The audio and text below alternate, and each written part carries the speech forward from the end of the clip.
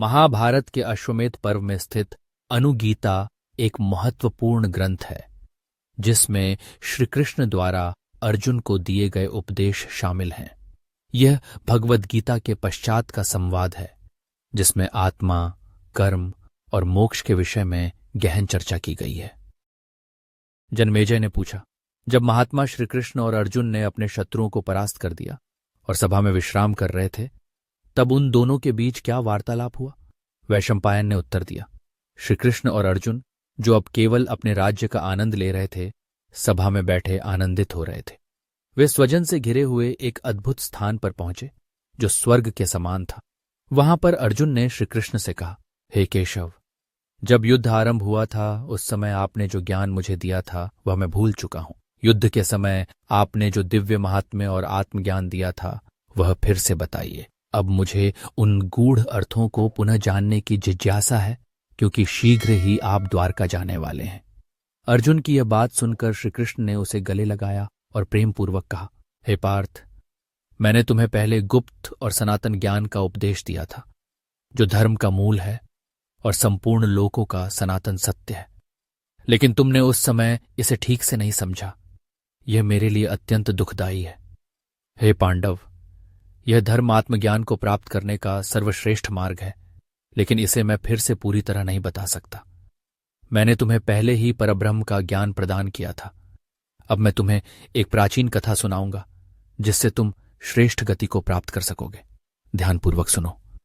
एक बार एक ब्राह्मण स्वर्गलोक से आया जो ब्रह्मलोक से भी आगे का ज्ञान रखता था। हमने उसका पूजन किया और उससे ज्ञान प्राप्त किया।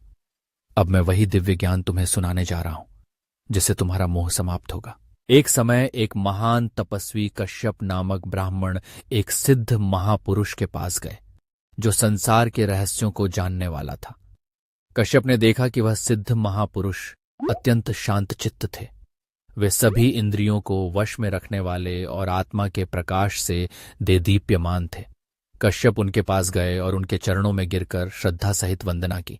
गुरु ने प्रसन्न होकर उनसे पूछा, हे ब्राह्मण, मनुष्य विभिन्न कर्मों और पुण्य योगों के कारण अलग अलग लोकों को प्राप्त करता है, लेकिन कोई भी स्थान शाश्वत नहीं होता। यहां तक कि देवताओं के लोक से भी पतन संभव है। इस संसार में न तो पूर्ण सुख है और न ही कोई स्थिर स्थिति। मनुष्य पुण्य और पाप के अनुसार विभिन्न योनियों में जन्म लेते हैं। मैंने अनेक जन्म मरण के चक्रों को देखा है। मैं काम, क्रोध और तृष्णा से मोहित होकर कष्टपूर्ण योनियों में गया हूं। मैंने अनेक माताएं और पिता देखे, अनेक प्रकार के सुख और दुख भोगे, प्रियजनों से बिछड़ने और अप्रिय लोगों के साथ रहने के कष्ट सहे। अनेक बार मैंने धन खोया, अनेक बार अपमान सहा और नरक की यातनाएं भी भोगी। अंततः जब मुझे इन सभी अनुभवों से विरक्ति हुई, तब मैंने संसार के बंधनों को छोड़ दिया और आत्म साक्षात्कार प्राप्त किया। अब मैं मुक्त हो गया हूं। अब मैं इस संसार में पुनः जन्म नहीं लूंगा। ब्राह्मण बोले, इस संसार में किए गए शुभ और अशुभ कर्म कभी नष्ट नहीं होते। वे व्यक्ति को उसके कर्मों के अनुसार अलग अलग जन्मों में भोगने पड़ते हैं। जब शुक्र और रज स्त्री के गर्भ में मिलते हैं, तब जीव अपने पूर्व जन्म के कर्मों के अनुसार उस शरीर को प्राप्त करता है। आत्मा अत्यंत सूक्ष्म होती है, लेकिन वह गर्भ में प्रवेश करते ही चेतना का संचार करती है। मनुष्य अपने पूर्व जन्म के कर्मों के अनुसार शरीर धारण करता है और सुख दुख भोगता है। जब तक वह आत्मज्ञान प्राप्त नहीं कर लेता, तब तक यह चक्र चलता रहता है। मोक्ष प्राप्त करने के लिए व्यक्ति को दान, तपस्या, ब्रह्मचर्य, सत्य और अहिंसा का पालन करना चाहिए। जो व्यक्ति पवित्रता, इंद्रिय संयम और माता पिता की सेवा करता है, वह अपने जीवन को सार्थक बनाता है। जो धर्म के मार्ग पर चलता है, वह संसार बंधन से मुक्त होकर परम पद को प्राप्त करता है। जो व्यक्ति किसी भी वस्तु की इच्छा नहीं करता, न मित्रता करता है न शत्रुता करता है, वह मुक्त हो जाता है। जिसे जीवन और मृत्यु में समानता का अनुभव होता है, जो सुख दुख, लाभ हानि, प्रिय अप्रिय में समस्य रहता है, वह मोक्ष को प्राप्त करता है। जो व्यक्ति अहंकार और ममता को त्याग देता है, जो सभी जीवों में आत्मा को देखता है, वही मुक्त हो जाता है। आत्मा निर्गुण, निर्लेप, अजर अमर है। इसे जानकर व्यक्ति जन्म मरण के चक्र से मुक्त हो जाता है।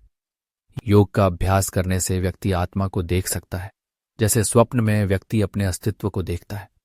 आत्मा शरीर से भिन्न होती है, जैसे मुंजा घास से उसका रेशा निकाला जाता है।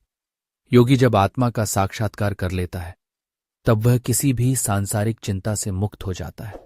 जो व्यक्ति योग साधना से आत्मा को जान लेता है उसे फिर मृत्यु का भय नहीं होता।